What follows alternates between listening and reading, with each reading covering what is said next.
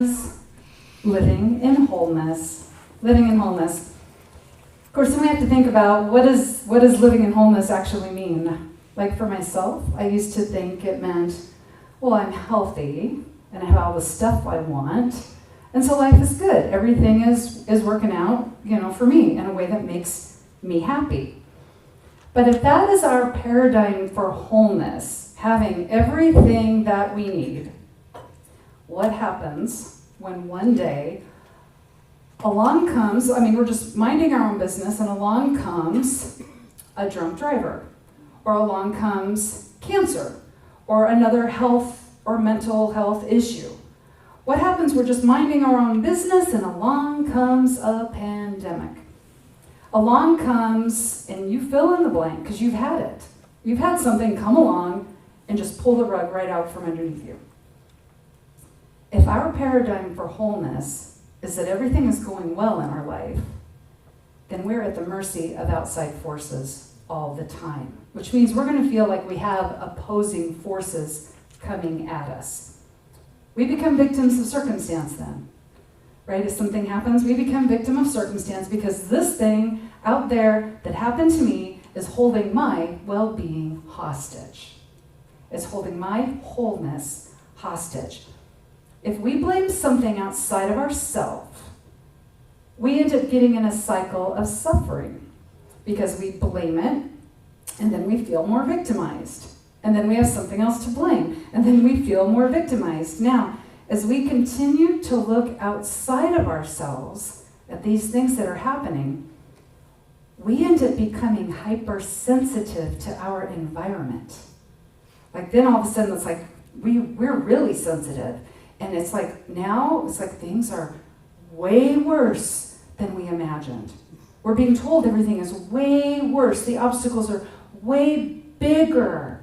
People are way more divided. People are way more negative. We're hypersensitive to this when we feel like something out there is holding our well-being hostage.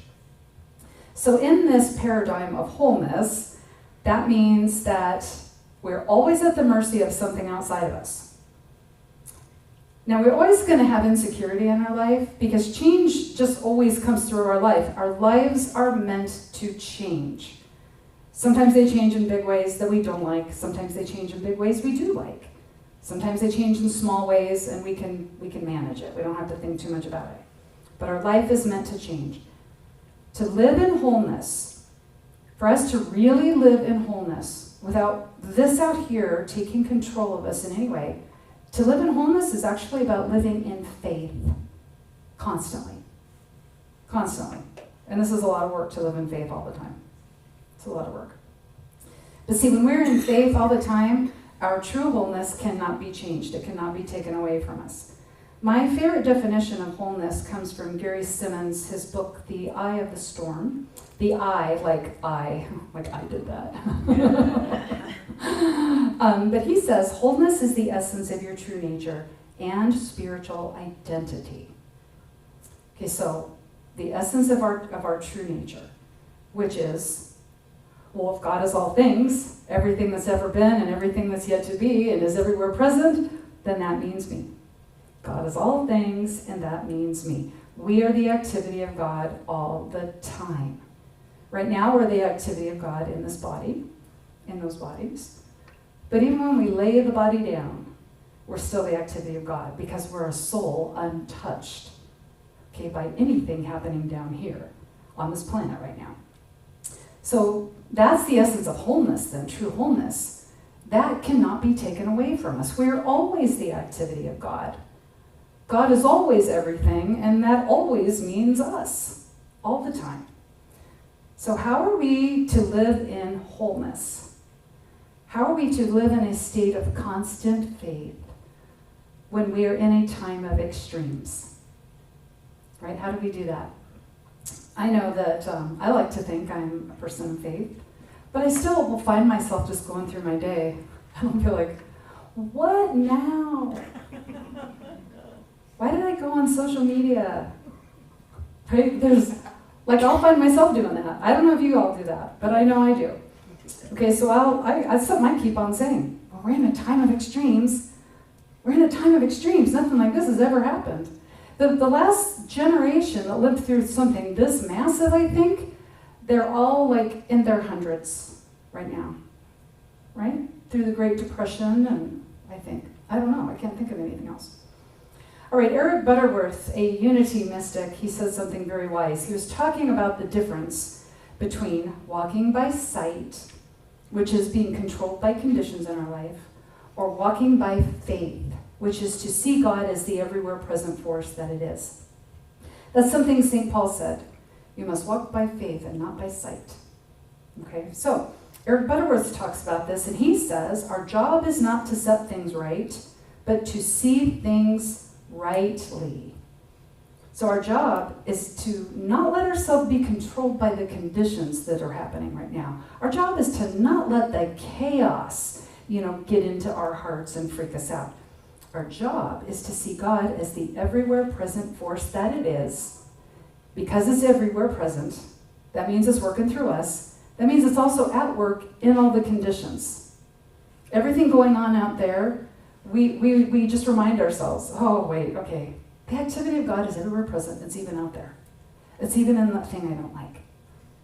All right, so now this is not about ignoring things, okay, to walk by faith instead of sight. It's not about ignoring things. We can still look at conditions in our life and acknowledge that they need to be changed. I mean, some conditions need to be changed. It's okay to notice that something should be changed. If you walk outside in the morning and your car has a flat tire, you acknowledge it. You don't try to pretend like everything's okay and drive on it, right? You don't drive on a flat tire. I mean, I'm so sorry. I didn't know. I didn't know our tire was flat. I just kept driving on it. What a good car we have. Okay, so if we're walking by sight, we are being controlled by the conditions outside of us. And we're going to view those conditions as obstacles to our wholeness. We're gonna feel like, because you exist, I cannot have peace. Because this obstacle, because this condition, I'm just gonna have to be stressed out all the time. And we're gonna feel victimized when things seem to be working against us. So we might walk outside and see that flat tire. Okay, and we say, man, the universe hates me. No, I know who it is. It's that guy down the street. We think different. He doesn't think like I do. He thinks all wrong. Yeah, right, it's that guy. He needs to move so I can be happy in my little house, or I need to move to a place where everybody's always sweet all the time. Did you ever hear a story? There's this man, and he's just sitting outside his little town. And let's say it's like a long time ago, right? He's just sitting outside of town, just enjoying the day. And this man comes walking up to him and says, I've been looking for a new town to move into. And the other guy says, oh yeah? Well, what kind of place are you looking for? Or what was the town like that you came from? And he says, well, everybody was really mean and negative. There's a lot of violence and, people were stupid. And the other guy says, well, this place is a lot like that too. I probably just want to keep walking. Well, later on, another guy comes along. Hey, I'm just looking for a new town to explore. Maybe I'll stay a while. Oh, great. Well, what was the last town you were like? What was that other town like that you come from? Oh, it was wonderful. The people were so sweet. Everybody just loved each other. Everybody wanted to help each other. Oh, well, you're going to really like it here then. Really like it here. But see, when we're feeling victimized by the conditions in our life, we can't see that. We can't have that kind of awareness. If we feel like we have to set things right, we're all focused on the problem that is keeping us from being happy until it changes. Now, if we do that, then we believe life happens to us. We're not participating with life. We are a bystander. And we just are like, well, whatever happens, life happens to me all the time. I don't know how I'm going to get through this. Now, when we see things rightly, seeing things rightly is about walking in faith and seeing God as the everywhere present force that it is, remembering God. If God is all things and that means me, then God is all things and that means everybody else too. That's when we participate with life. We don't feel like, oh, life happens to me. We believe life happens through me, through my choices, through the next thing I decide to do, it will change my experience. And if the next thing I decide to do is based on the belief that God is all things, And that means everybody, that changes my experience. Something good comes out of that. We still acknowledge conditions. Absolutely, we still acknowledge conditions. But we go outside and we see that flat tire. And we think, okay, I could take the wheel off the car and take it to a place that fixes tires, or I could call an Uber, or I could stay home. I just stay home. Maybe that's what I'll do. We can still feel like, gosh, I don't understand a lot of what's happening in this world. And we don't even have to like everything, right? We don't have to be a spiritual person walking in faith. We don't have to walk outside and say, oh, I got a flat tire. I wonder what the universe is trying to teach me. Like, I wonder what good thing will come out of all this. We don't even have to do that. You don't have to take it that far. We're just like, okay, I got a flat tire. Well, what do I do with what I got? That's good enough, right? We don't have to be all happiness and light all the time. We can be like, well, I'm going to be a little late. But we just acknowledge. We don't have to like it. Because we remember, again, God is all things, and that means me. I'm always a channel for inspiration. I am a means for ideas to come into this world. That means I am a means for solutions to come into this world. Because we remember, God is all things. So living in wholeness. How do we live in wholeness? Well, we're living in faith. We're acting on faith. All the time remembering this, that God is all things, and that means me. You know, spiritual folk, I'm not saying you all are like this, but I was like this. I go to church, and I pray. So that means I'm a person of faith. That's what I thought. Church plus prayer equals faith. That was the math, right? We know how great I am in math, which I'm not. For those of you who don't know my mad math skills, there are no mad math skills coming out of this woman here, okay? So it's not always the case that just because we're here on Sundays and just because we pray that we are a person of faith. Now, I know when I'm not in a place of faith because, again, my conversation with myself or with my family or my friends sounds like, wow, can you just believe all this stuff that's happening? It's crazy. Like, what do you think will happen if blah, blah, blah, blah, blah happens? And then that's when I know. It's like, oh, Deanna, you're not in faith. You're buying into the fear. You're buying into that. And that happens. It happens. Sometimes we do choose from fear instead of faith. But here's the thing that happens when we're choosing from fear. This is a thing that can keep us out of faith. Is we try to control the package of our life so that we will feel safe. That's why really, like, you know, we all know somebody who's really controlling, but it's never us, right? It's like, oh, but we know people who are controlling, but it's not us. It's never us. People are controlling because they want to feel safe. That's the big thing right there. Somebody is controlling because they want to feel safe. So when we start getting into the fear, we're going to start trying to control the package of our life. Well, guess what is in the package of our life? Everybody we know. Everywhere we shop. Everywhere we drive. All those drivers on the road, you try to control them. Yeah. Right? Everybody who's shopping, you're going to try to control them too, right? You shouldn't be rude. You shouldn't drive so fast. You shouldn't tailgate. Right? We got a conversation going in our head. So family, friends, there's a lot in the package of our life. And most of our controlling, needing to control, is going to be aimed at people because they're doing things that we don't agree with and make us uncomfortable. Makes us uncomfortable.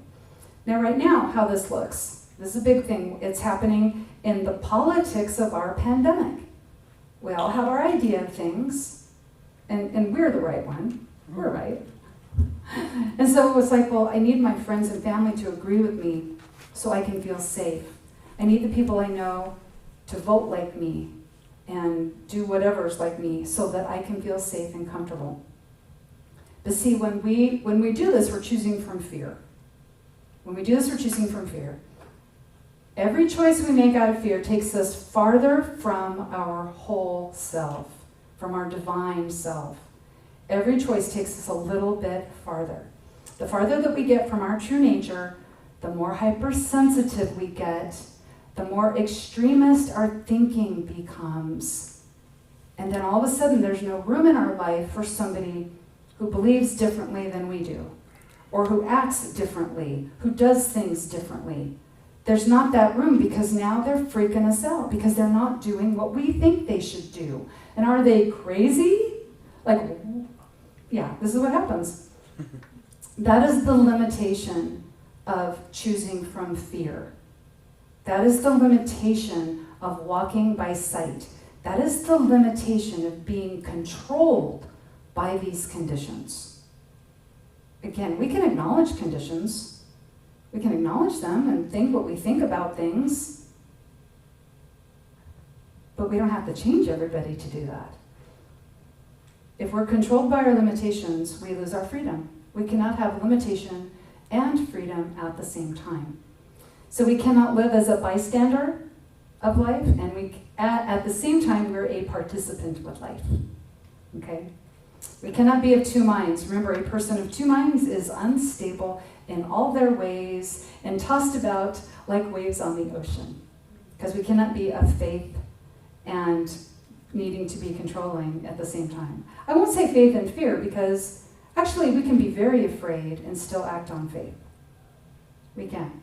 Usually we are going to be scared when we're taking an action based in faith. But when we're trying to control the package of our life, that shows a lack of faith because there's this implication that we know better than God. I was like, I don't agree with what you're doing, and I'm smarter than the God within you. You should do what I say. Okay, there's that implication right there. We're forgetting there is a divine spark of God in all people. If God is all things, everything that's ever been and everything that's yet to be, and that means me, and that means you, and you, and you, and you, and you, and you, and you, and you, and you, everybody. We all have that spark of the divine with us that will guide us on the right thing to do for ourselves. It's not up to us to take care of everybody else's decisions for them. Unless, of course, it's a baby, right? We know that. Y'all know that. But if we're not trusting the activity of God in other people, if we are not trusting that the activity of God is at work in all these conditions, we cannot live in wholeness because we're not living in faith. We're not acting on faith. Now, living in wholeness, I'm going to say it's not the same thing as living in comfort. And see, often that's like, oh, well, if I was really comfortable, I'd be in wholeness. But no, when we're acting on faith, we're usually not very comfortable. There are always going to be conditions that are uncomfortable in our lives. And it may not be as big as the pandemic. It may be, when you have to be assertive with a close friend and set a boundary and say, this is not okay to act like this toward me. That's very uncomfortable. Like, to me, being assertive with somebody close to me is harder to do than, deal with the big stuff out there, right? But there's always going to be something uncomfortable in our life that we're going to have to handle. So living in faith, we're going to feel discomfort. Okay, so think about Moses, right? Moses did something pretty big. One day he's comfortable. He's minding his own business, minding the flocks, outside under a big blue sky. And then all of a sudden along comes a burning bush. I was like, I got a big job for you, Moses. Moses tried to talk the Lord out of it. But wait, I'm not so good at this. Well, that's okay. Well, wait, I'm not so good at that. Well, no, that's okay. We'll handle. But wait. He said this 4 or 5 times, maybe more. Finally, he did it. Moses did something really, really hard, really, really uncomfortable, but he did it out of faith. He did it out of faith. The faith of Jesus was not a comfortable faith. Jesus went, in the end of his story, when he goes into the garden, he didn't want to have to do what he knew he was going to have to do. He didn't want to do that. He prayed, please let this cup be taken from me. Please. Jesus cried tears of blood. And our medical science now says that people can actually cry tears of blood when they are really, really stressed out and scared. Like it's a medical condition. So Jesus wasn't in a comfortable faith at all. He wasn't okay with what he had to do. He was very uncomfortable, but he did it anyway. He did a very hard thing. But we know Jesus was not here to play it safe. None of us are here to play it safe. None of us are.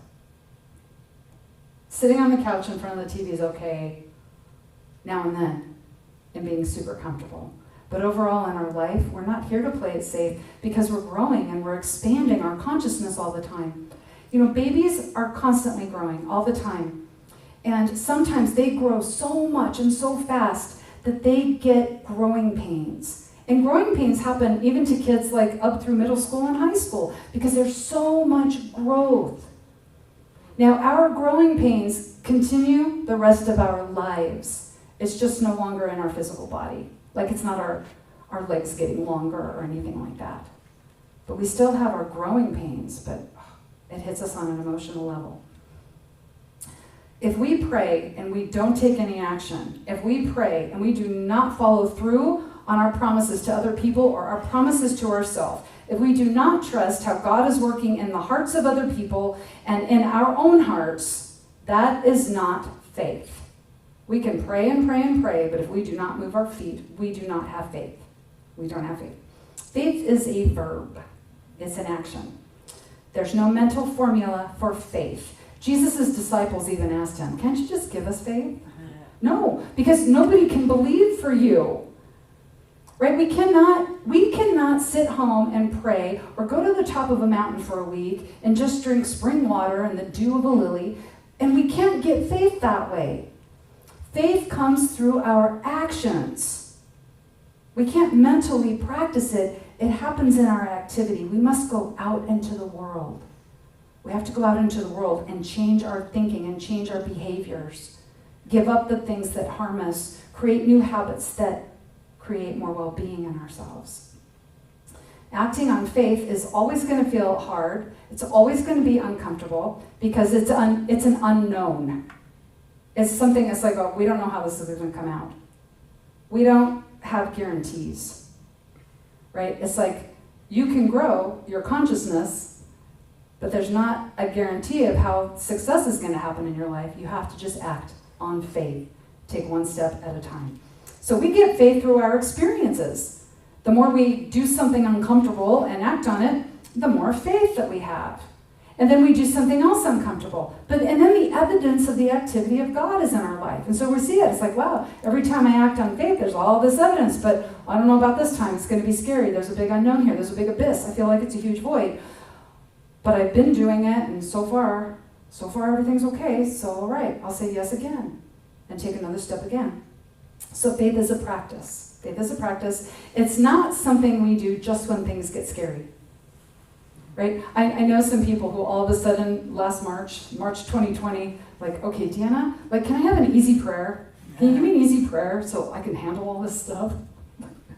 Like, we should be praying all the time, right? We should be putting our faith into action all the time. God is always available, so we also always available. Always available. So even on a morning, you get up and it seems like it's going to be an easy day. Make yourself available first thing. Like one of the first things I think in my head is, how can I be a grace generator today? How can I be a grace generator today? Call forth grace through me for somebody else who maybe needs a little bit. Maybe they're having a hard day. How can I be a grace generator today before my head even comes up off the pillow? How about bless me? Bless me in this day so I can go out and do good. Even though I don't know how I'll do it right now. Bless me. Give me courage so I can be a love amplifier. And then there's always thank you. Thank you, thank you, thank you. This interaction all the time with the divinity working through us, for us, as us. This always taking actions based in faith. This makes us a soul well lit. Like bright. And we're calling forth so much goodness, and we bring a big light to this game. This game of life, it's a game, right? We're not here to struggle and learn lessons. It's not like, well, I'm just getting my butt whipped one more time because of this thing I did 5 lifetimes ago. No, this is a game, and the game is remembering what it is that sent us here and what it is we are calling forth through us into our life and into the lives of other people. So here's our call to action this week. We're just going to practice building our faith practice. So we're living in wholeness, right? That's what we all want, so live in wholeness. So I like getting up in the morning, first thing, and just asking questions. We are not designed to tell the universe what to do. We are designed to ask the universe. Because think of this, if you were to tell the universe, well, this is what I want to happen in my life, that implies, okay, universe, go do this. I placed an order. Okay? This is what you do when you go to a restaurant. You tell the waiter what you want to eat, and you let them go and take care of it for you, right? But we're designed to ask. So we ask the universe, how can I be a grace generator in my life?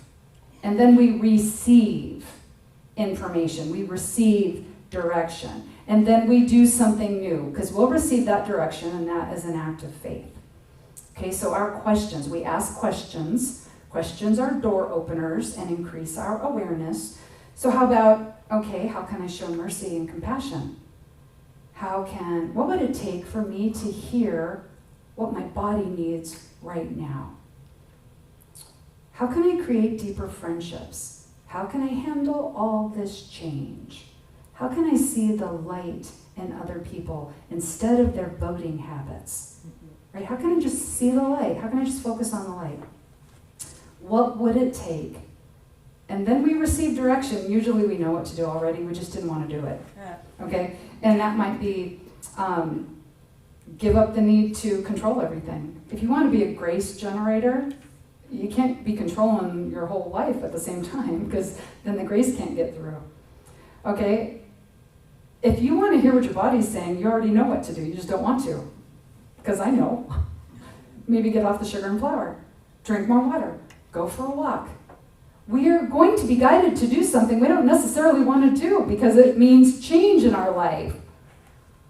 That's why acting on faith is uncomfortable. We're going to be changing what we do. We might be giving up habits that we're used to doing all the time. How can I create deeper friendships? Stop complaining and gossiping. How's that? Complaining is really a tool to connect with other people. Yeah. So well, how do I connect now? Okay? But it's going to call it faith. Our actions in faith is about changing something, and it will improve our life, but actually going through the change will probably be very difficult. But our life is meant to change. Life is meant to change. We're always growing and expanding. There are always going to be hard things to do.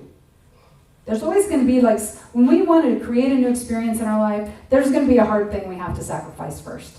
There just always is.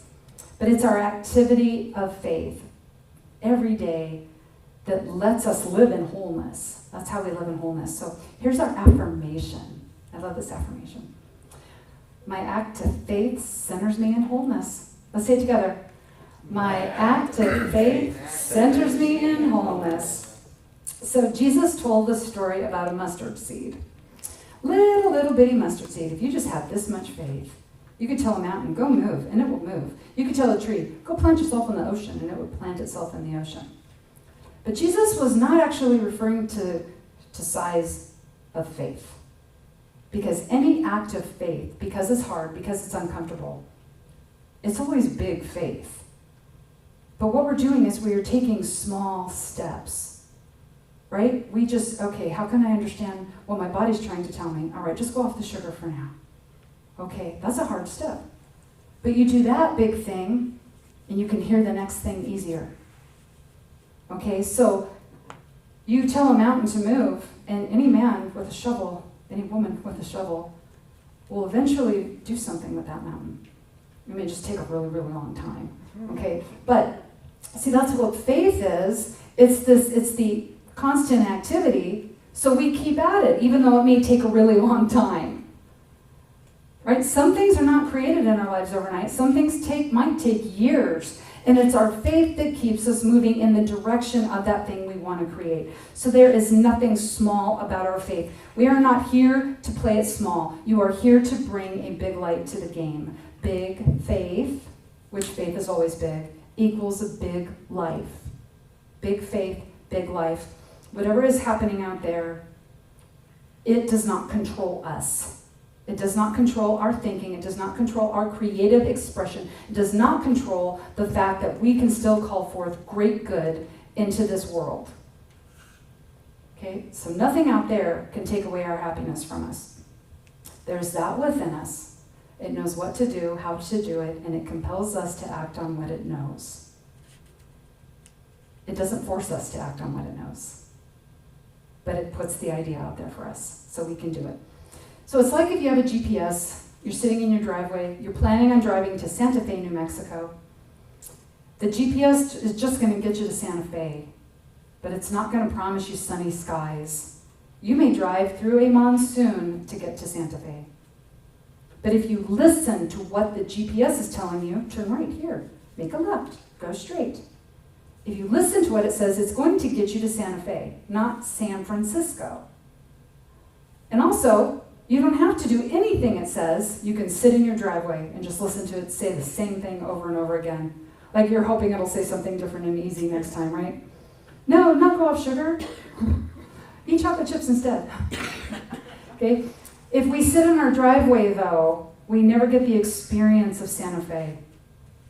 So if we don't act on our faith, we don't get the experience of living that big life. We don't get the experience of calling forth more good through us, for us, as us. Right? Big faith, big life. This is the experience of wholeness. It's not about comfortableness. It's not about easiness and nothing ever happens. It's being on an adventure that is this life. So big faith, big life. This is how we are creating heaven on earth. So until next time, remember, you are divinely designed to do all of this stuff. You are the activity of God in this world, and everything you do, you are blessed, and so it is. So it is. Thank you. Thank you. All right. We have a little song for you about big faith.